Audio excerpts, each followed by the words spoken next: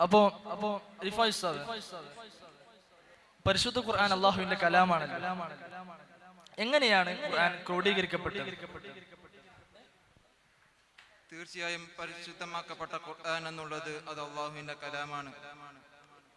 അള്ളാഹു സുബ്ഹാനഹു വ തആലയുടെ പരിശുദ്ധമാക്കപ്പെട്ട ഖുർആനിനെ 3 ഘട്ടങ്ങളിലായാണ് അള്ളാഹു സുബ്ഹാനഹു വ തആല അവതരണം ചെയ്തത്. ഒന്നാമത്തെ ഘട്ടം, അള്ളാഹു സുബ്ഹാനഹു വ തആല ലൗഹുൽ മഹ്ഫൂദിലേക്ക് പരിശുദ്ധമാക്കപ്പെട്ട ഖുർആനിനെ ഒന്നിച്ചിറക്കി. അതിന്റെ രൂപകാലമോ ഒന്നും പരാമർശിക്കപ്പെട്ടിട്ടില്ല. എന്നാൽ ഒന്നിച്ചാണ് ഇറക്കിയത് എന്ന് കിതാബുകളിൽ നിന്ന് സൂചന ലഭിക്കുന്നുണ്ട്. എന്നാൽ രണ്ടാമത്തെ ഘട്ടത്തെ പറ്റി കിതാബുകൾ രേഖപ്പെടുത്തിയത് കാണാം. ലൗഹുൽ മഹ്ഫൂദിൽ നിന്ന് 1-ാം ആകാശത്തിലേക്ക് അല്ലാഹു സുബ്ഹാനഹു വ തആല ഇറക്കി. ഇക്രിമ റളിയല്ലാഹു അൻഹും ഇബ്നു അബ്ബാസ് റളിയല്ലാഹു അൻഹും ഒക്കെ നിവേദനം ചെയ്യുന്നതായി കാണാം. സൂറത്ത് ദുഹാനിലെ 3-ാമത്തെ ആയത്ത് ഈ രണ്ടാമത്തെ ഘട്ടത്തെ പറ്റിയാണ് അവതരിപ്പിച്ചത് എന്ന് ഇക്രിമ റളിയല്ലാഹു അൻഹു ഇബ്നു അബ്ബാസ് റളിയല്ലാഹു അൻഹു പറയുന്നതായി കാണാം. അങ്ങനെ 3-ാമത്തെ ഘട്ടം എന്നുള്ളത് 1-ാം ആകാശത്തിൽ നിന്ന് ഹബീബായ റസൂലുള്ളാഹി സ്വല്ലല്ലാഹു അലൈഹി വസല്ലമ തങ്ങൾക്ക് 23 വർഷങ്ങൾ കാലയളവില് സാഹചര്യം അനുസരിച്ചുകൊണ്ട് അല്ലാഹു സുബ്ഹാനഹു വ തആല 23 വർഷങ്ങൾ കാലയളവിലേക്കൊണ്ട് അല്ലാഹു സുബ്ഹാനഹു വ തആല പരിശുദ്ധമാക്കപ്പെട്ട ഖുർആനിനെ ഇറക്കി.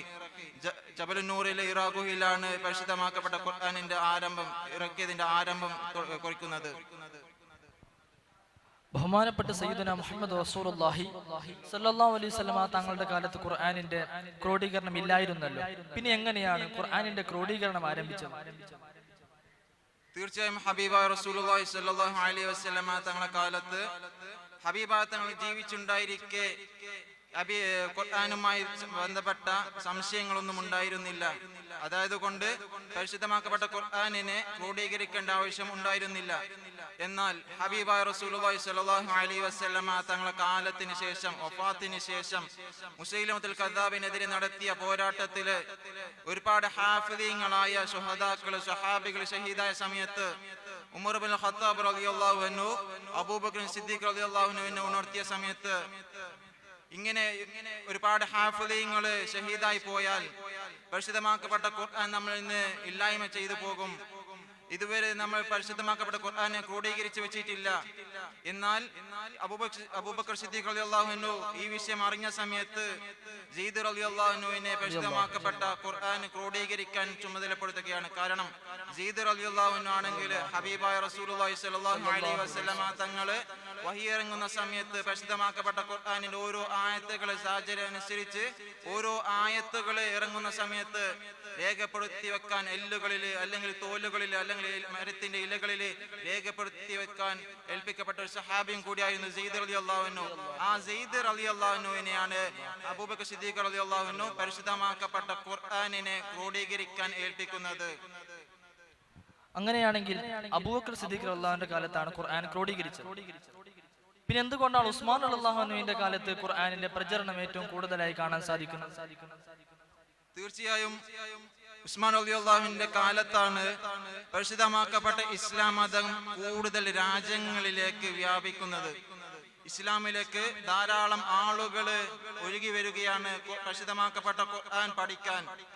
പരിശുദ്ധമാക്കപ്പെട്ട ഖുർആനിന്റെ തഫ്സീറുകൾ പഠിക്കാൻ, രീതികൾ പഠിക്കാൻ, അതിന്റെ ശൈലികൾ പഠിക്കാൻ ഒരുപാട് ആളുകൾ ഇസ്ലാമിലേക്ക് കടന്നു വരികയാണ്. ഇസ്ലാമിന്റെ ശൈലികൾ ആകർഷിച്ചുകൊണ്ട് ഉസ്മാൻ റളിയല്ലാഹുവിന്റെ ഖിലാഫത്തിന്റെ സമയത്ത് ഒരുപാട് രാജ്യങ്ങളിലേക്ക് ഇസ്ലാം മതം വ്യാപിക്കുകയാണ്. അങ്ങനെ പരിശുദ്ധമാക്കപ്പെട്ട ഖുർആനിന്റെ വായിക്കാൻ, ഓതാൻ ഒരുപാട് ആളുകൾ തയ്യാറാവുകയാണ്. ഹബീബായ റസൂലുള്ളാഹി സ്വല്ലല്ലാഹു അലൈഹി വസല്ലമ തങ്ങളുടെ കാലത്ത് ഈ പരിശുദ്ധമാക്കപ്പെട്ട ഖുർആനിന് ഒരുപാട് സരണികൾ ഉണ്ടായിരുന്നു, ഒരുപാട് ശൈലികൾ ഉണ്ടായിരുന്നു. ഇതൊരുപാട് ജനങ്ങൾക്ക്, നവാഗത സാരിതകൾക്ക് അറിയില്ലായിരുന്നു.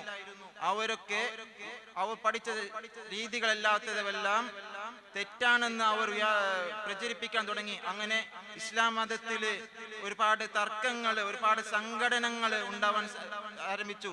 അങ്ങനെ ഇസ്ലാം മതത്തിൽ തന്നെ ഭിന്നിപ്പുകൾ ഉണ്ടാവാൻ തുടങ്ങി, ഒരുപാട് തർക്കങ്ങൾ ഉണ്ടാവാൻ തുടങ്ങി. ഉസ്മാൻ റളിയല്ലാഹു അൻഹു ഖിലാഫത്ത് എടുത്ത സമയത്ത് തന്നെ ഒരുപാട് രാജ്യങ്ങളിൽ ഒരുപാട് സംഘടനകൾ ഉണ്ടാവാൻ തുടങ്ങി.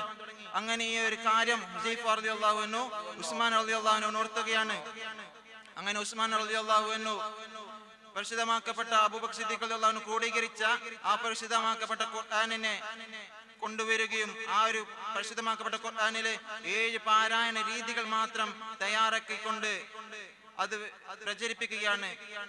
ഇവയല്ലാത്തതെല്ലാം, ഈ 7 പാരായണ രീതികളല്ലാത്തവെല്ലാം തെറ്റാണെന്ന് ഉസ്മാൻ റളിയല്ലാഹു അൻഹു കൽപ്പിക്കുകയാണ്.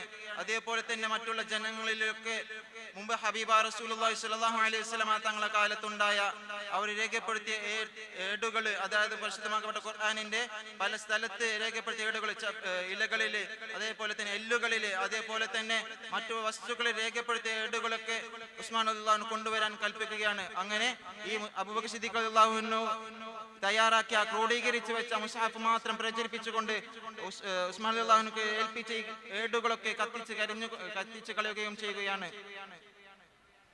മാഷാ അല്ലാഹ്, നല്ല നിലക്ക് നമ്മൾ ഖുർആന്റെ അവതരണത്തെയും ക്രോഡീകരണത്തെയും കുറിച്ച് പറഞ്ഞു തന്ന റിഫായി ഉസ്താദിന് ആശംസകൾ. ഇൻഷാ അല്ലാഹ് ഇതുപോലത്തെ ഖുർആനുമായി ബന്ധപ്പെട്ട ക്രോഡീകരണത്തെക്കുറിച്ചും അതിന്റെ അവതരണത്തെക്കുറിച്ചും നമ്മൾക്ക് ഒരുപാട് പഠിക്കാൻ, റിസർച്ച് നടത്താൻ അല്ലാഹു തആല തൗഫീഖ് നൽകുമാറാകട്ടെ. അസ്സലാമു അലൈക്കും വറഹ്മത്തുള്ളാഹി തആല വബറകാതുഹു.